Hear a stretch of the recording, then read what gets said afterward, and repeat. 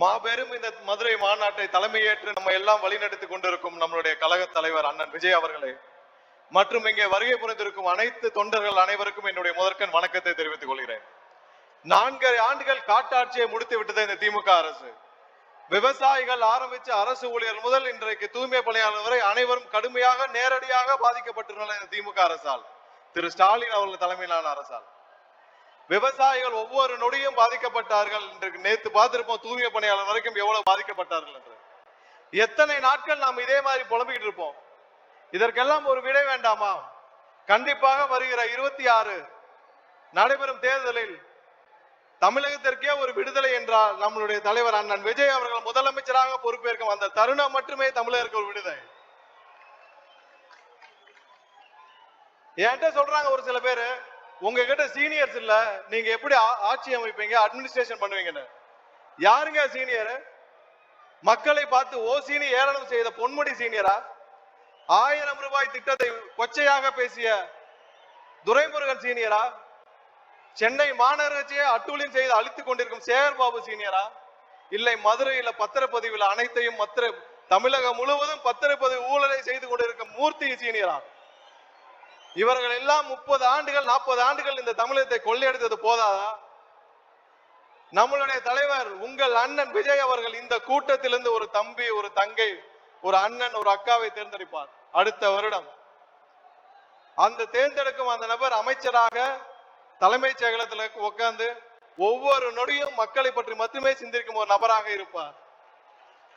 என்ன பெரிய சீனியர்? அப்படி என்ன பெரிய சீனியர்? ஒருத்தருக்கும் இங்க இருக்கிற துறையை பத்தி எதுவுமே தெரியாது. ஆனால் நம் தலைவர் அண்ணன் விஜய் அவர்கள் தேர்ந்தெடுக்கும் இங்க இருக்கிற ஒரு தம்பி, தங்கை, அண்ணன், அக்கா அவர்கள் 3 வாரத்தில் அந்த துறையை பற்றி தெரிந்து கொள்வார். 4 வாரத்திலிருந்து என்ன செயல் திட்டம்னு முடிவு பண்ணி டெலிவர் பண்ண ஆரம்பிப்பார். நாட்டை பற்றி சிந்திக்கும் ஒரு நபர் கண்டிப்பாக அமைச்சரவையில் உட்கார வைக்கணும்னா அது அண்ணன் விஜய் அவர்களால் மட்டுமே முடியும்.